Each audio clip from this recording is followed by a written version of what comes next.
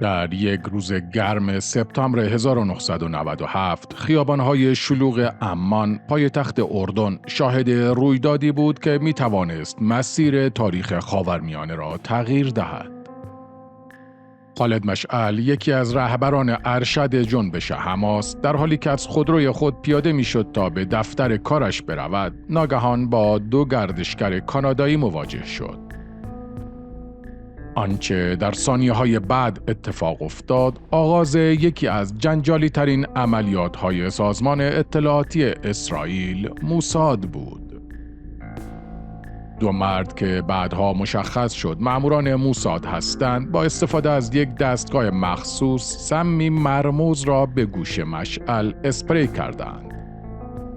سمی که قرار بود بی سر و صدا و بدون هیچ رد پایی کار یکی از دشمنان سرسخت اسرائیل را یکسره کند. اما آنچه در 24 ساعت بعد رخ داد حتی کارکشته ترین تحلیلگران سیاسی را نیز متحیر ساخت. همان دستی که سم را تزریق کرده بود حالا با عجله پادزهر را به سوی عمان روانه می کرد. اسرائیل حالا تلاش می‌کرد جان مردی را نجات دهد که تا دیروز برای کشتنش نقشه کشیده بود. این ویدیو داستان یکی از عجیب ترین ترورهای سیاسی در جهان است. عملیاتی که به یکی از بزرگترین رسوایی‌ها در تاریخ ترورهای سازمان اطلاعات و عملیات ویژه اسرائیل، موساد، تبدیل شد. با ما تا انتهای این ویدیو همراه باشید تا داستان ترور نافرجام خالد مشعل را برایتان روایت کنیم. اگر تا حالا عضو کانال ما نشدید، لطفاً کانال پروفایل رو سابسکرایب کنید و با لایک کردن و اشتراک گذاری این ویدیو از ما حمایت کنید.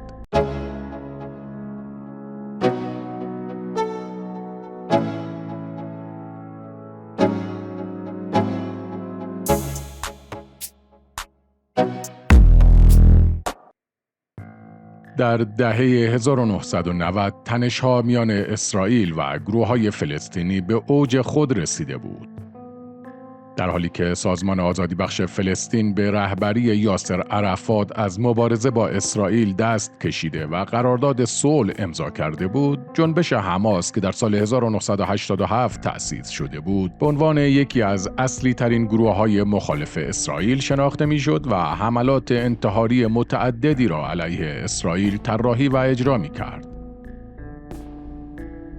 با روی کار آمدن بنیامین نتانیاهو و توقف روند صلح، حملات دو طرف شدت یافته بود. در سال 1997 بمبگذاران انتحاری حماس امنیت و آرامش اسرائیل را سلب کرده بودند. در آخرین این عملیات‌ها در ظهر 30 ژوئیه 1997 16 اسرائیلی کشته و 178 نفر زخمی شدند.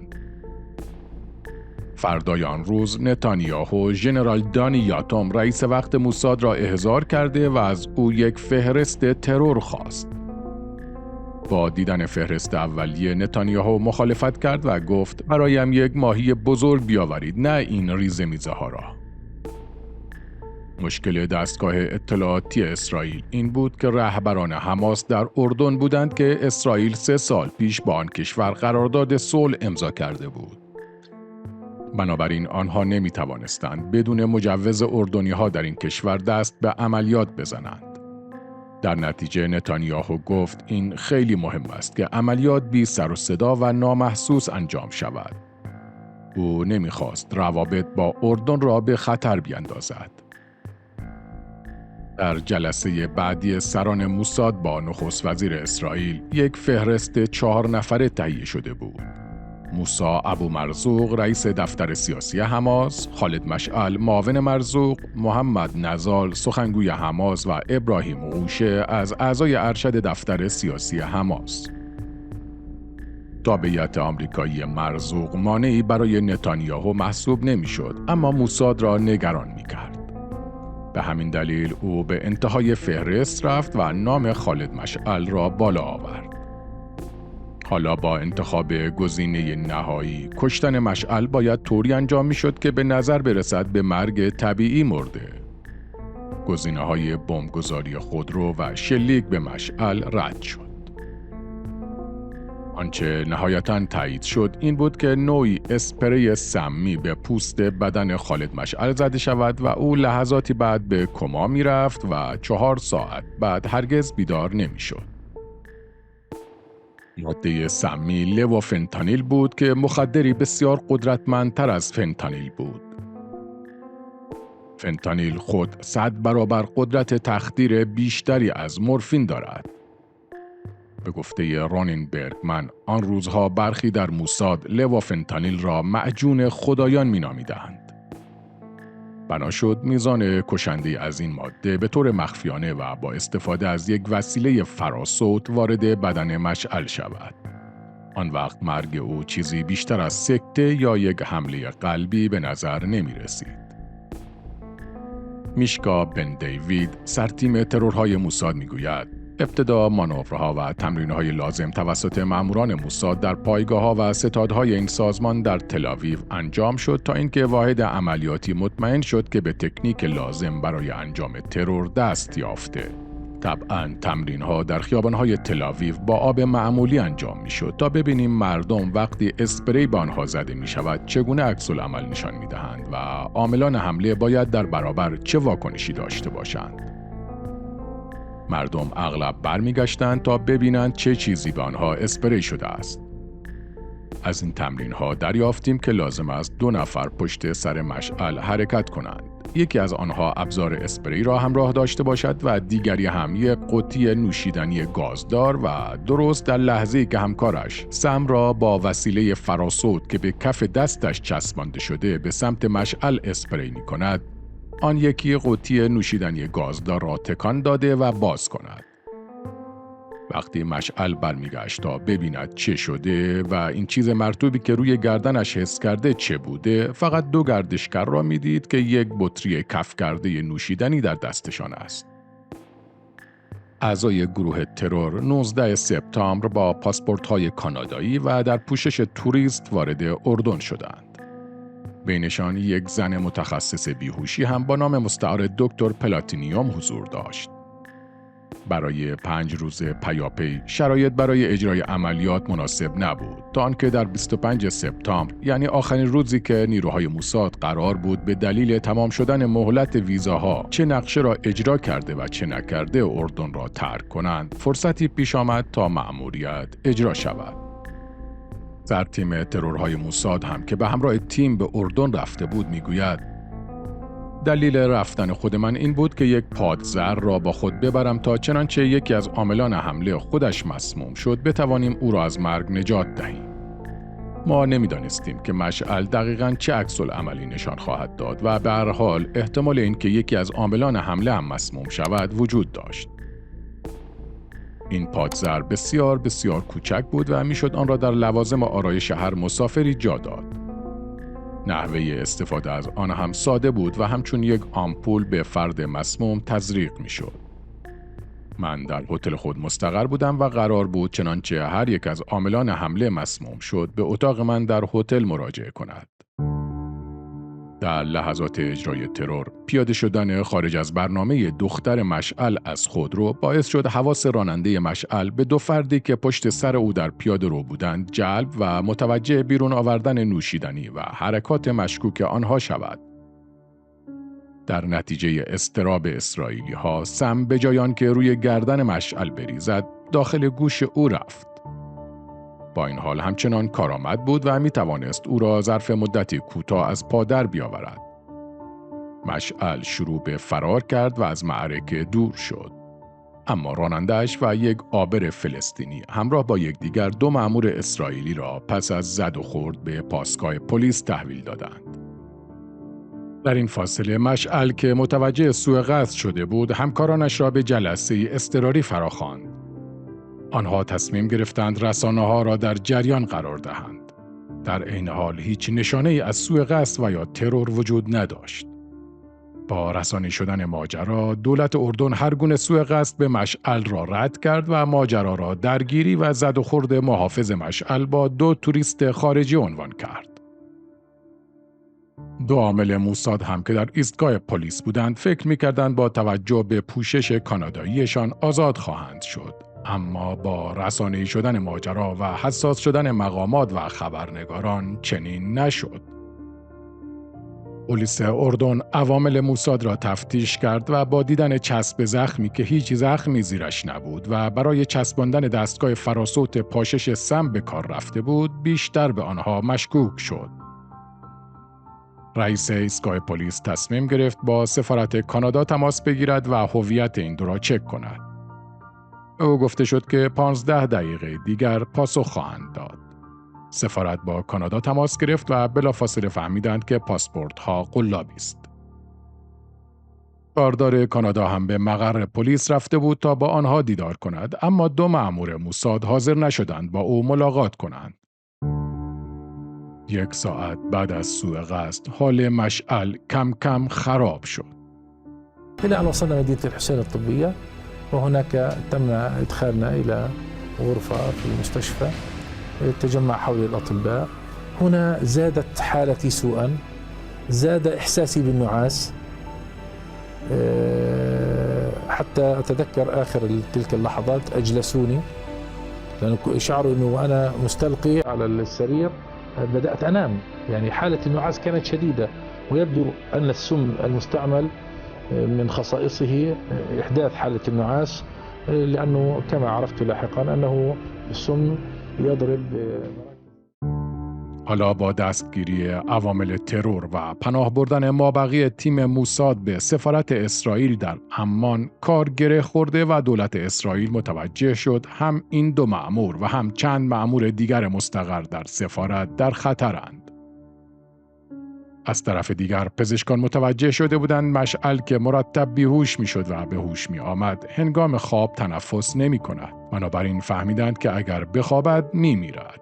پس تلاش می کردند مشعل نخوابد تا زنده بماند. با لو رفتن عملیات ترور و رسوایی به وجود آمده، رئیس موساد پس از هماهنگی با نتانیاهو بلافاصله با یک هواپیمای شخصی خود را به عمان رساند و به دیدار ملک حسین پادشاه اردن رفت. حسین هنوز از وضعیت خالد مشعل خبر نداشت و به درستی نمیدانست که چه اتفاقی افتاده. دنی یاتوم تایید کرد که موساد مشعل را ترور کرده و این سوء قصدی علیه حماس بوده و نه اردن. حالا شرایط طوری رقم خورده بود که هیچ کس نمیخواست مشعل بمیرد، نه فلسطینی ها و نه اسرائیلی ها. ملک حسین پادشاه اردن هم میترسید مرگ یکی از رهبران حماس باعث شورش های عمومی در قلمرو پادشاهیش شود. تعداد زیادی از ساکنین این قلمرو را فلسطینی های آواره تشکیل میدادند. نتانیاهو و یاتوم رئیس موساد هم می‌دانستند که اگر مشعل بمیرد، آن وقت ملک حسین مجبور است 2 مأمور بازداشتی را محاکمه و اعدام کند. در شامگاه آن روز ملک حسین با بیل کلینتون رئیس جمهور آمریکا تماس گرفت و او را در جریان این حادثه قرار داد. کلینتون که از شنیدن این خبر شوکه شده بود، با عصبانیت نتانیاهو نخست وزیر اسرائیل را مردی غیر ممکن خواند. ملک حسین به کلینتون گفت که اگر مشعل بمیرد، توافق صلح میان اردن و اسرائیل نیز خواهد مرد. در آن دوران روابط کلینتون و نتانیاهو نیز تیره بود. این نقطه عطفی در روابط آمریکا و اسرائیل بود، زیرا نه تنها رئیس جمهور آمریکا حاضر به صحبت با نخست وزیر اسرائیل نبود، بلکه هیچ یک از اعضای کاخ سفید نیز حاضر به دفاع از موضع نتانیاهو نمیشد. پیش از تماس ملک حسین با کلینتون، شاه اردن دستور داد تا سفارت اسرائیل محاصره شود. اردنی‌ها تهدید کردند که اگر تا نیم شب پادزهر سم ارسال نشود، به سفارت حمله کرده و مأموران موساد را دستگیر و همه عوامل ترور را اعدام خواهند کرد. حالا وضعیت جسمانی خالد مشعل نیز بحرانی شده بود. پزشکان اردنی با معمای پزشکی روبرو شده بودند، زیرا علائم او با هیچ بیماری شناخته شده‌ای مطابقت نداشت. مشعل دچار مشکلات تنفسی، تهوع و سرگیجه شدید بود. یکی از پزشکان معالج بعدها توضیح داد که به نظر می رسید مشعل ماده بیهوش کننده قوی دریافت کرده که مرکز تنفسی مغز را فلج کرده بود. مردمک‌های چشم او تنگ شده بود که نشان از تزریق مقدار زیادی دارو داشت. پزشکان حد زدند که احتمالاً از روشی جدید برای تزریق سم استفاده شده. در نهایت اسرائیلی‌ها چاره‌ای جز پذیرش خواسته‌های ملک حسین نداشتند. در جلسه‌ای که آخر شب در اورشلیم برگزار شد، تصمیم گرفته شد به ضرب العجل تعیین شده از سوی پادشاه اردن تن داده شود. I found myself, as I wrote in my book, at the same day, prayed twice. At the beginning, I prayed that Khaled Mashal will die. But when it was failed, I prayed that he will recover, because I knew that if he will recover, it will be also the beginning of the rehabilitation of the relations between Israel and Jordan. بن دیوید، سرتیم ترورهای موساد که همراه با دکتر پلاتینیوم در هتلی در عمان بود، میگوید کمی پیش از نیمه شب رئیس عملیات موساد از تل‌آویو با من تماس گرفت و پرسید که آیا هنوز هم پادزهر را با خود دارم؟ جوابم مثبت بود. او گفت که به همراه دکتر به لابی بروم و کاپیتان فیراس از اطلاعات اردن را ببینم و پادزهر را به او بدهم. دکتر باید همراه آنها به بیمارستان میرفت و پادزهر را به خالد مشعل تزریق میکرد. حالا آنها باید جان همان کسی را نجات دهند که تا همین چند ساعت پیش تلاش داشتند او را بکشند.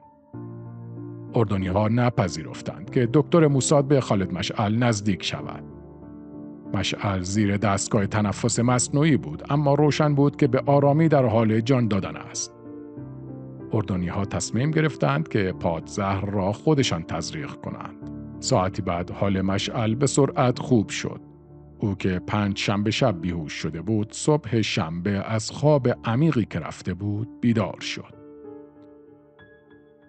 اما ملک حسین به اسرائیلی‌ها گفت معامله انجام شده فقط مربوط به آن 2 بازداشتی بوده و اسرائیلی‌ها برای گرفتن بقیه تیم ترور، یعنی 6 نیروی دیگر موساد که در سفارت اسرائیل در عمان پناه گرفته بودند، باید هزینه بیشتری بپردازند.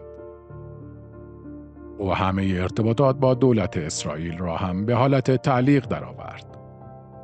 به تعبیر رانین برگمن، کفاره گناه اسرائیلی‌ها آزادی شیخ احمد یاسین، رهبر معنوی حماس بود که دوران محکومیت حبس ابدش را در زندان اسرائیل طی می‌کرد.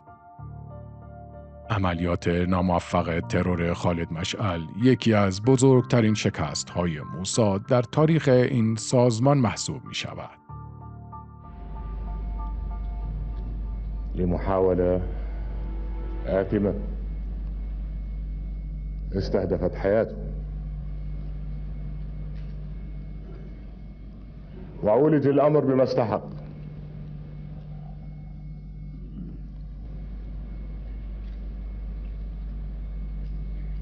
من التأكيد على أنه هكذا أساليب لا يمكن أن تقبل بحال من الأحوال. عدم موفقیت در اجرای عملیات و دستگیری مأموران ضربه سنگینی به اعتبار موساد وارد کرد. اگرچه در نهایت بحران دیپلماتیک میان اردن و اسرائیل حل شد، اما این رویداد اعتماد میان 2 طرف را به شدت خدشه‌دار کرد. اردن که تا پیش از این سعی داشت روابط متعادلی با اسرائیل داشته باشد، پس از آن با احتیاط بیشتری با اسرائیل رفتار کرد. مهمتر از همه، آزادی شیخ احمد یاسین در ازای مأموران اسرائیلی پیروزی بزرگی برای حماس محسوب می‌شد. این گروه توانست از این رویداد به عنوان ابزاری تبلیغاتی استفاده کند و خود را قدرتمندتر از گذشته نشان دهد. احمد یاسین با یک هلیکوپتر به عمان فرستاده شد. ملک حسین خودش به استقبال او رفت. حماس توانست از این رویداد به عنوان ابزاری تبلیغاتی استفاده کند و خود را قدرتمندتر از گذشته نشان دهد. بسیاری معتقدند که پس از ترور ناموفق مشعل بود که حماس جایگاه خود را در فلسطین مستحکم‌تر کرد و توانست بعدها به پیروزی در انتخابات پارلمانی دست یافته و دولت تشکیل دهد. در آن سوی ماجرا، ترور مشعل اسرائیل را درگیر یک وضعیت دیپلماتیک ناخوشایند و زشت با کانادا و دیگر کشورهایی کرد که تیم ترور از گذرنامه‌های آنها سوء استفاده کرده بودند. به گفته برگمن، بار دیگر اسرائیل باید شبیه بچه‌ای که کار زشتی کرده و حالا دعوایش کرده‌اند، عذرخواهی می‌کرد و قول می‌داد تا دیگر این اشتباه را تکرار نکند. این هم داستان ترور خالد مشعل، مردی که بعدها به ریاست دفتر سیاسی حماس رسید و از مشهورترین رهبران این سازمان شد. نظر شما درباره ترورهای اسرائیل و مخصوصاً ترورهای بیولوژیک موساد چیست؟ لطفاً نظرات خود را در کامنت ها برایمان بنویسید. اگر هم از این ویدیو خوشتون اومده اون رو لایک کنید و به اشتراک بگذارید. اگر هم تا حالا عضو کانال ما نشدید، لطفاً کانال پروفایل رو سابسکرایب کنید و اون علامت زنگوله را هم بزنید تا از ویدیوهای بعدی ما هم باخبر شوید.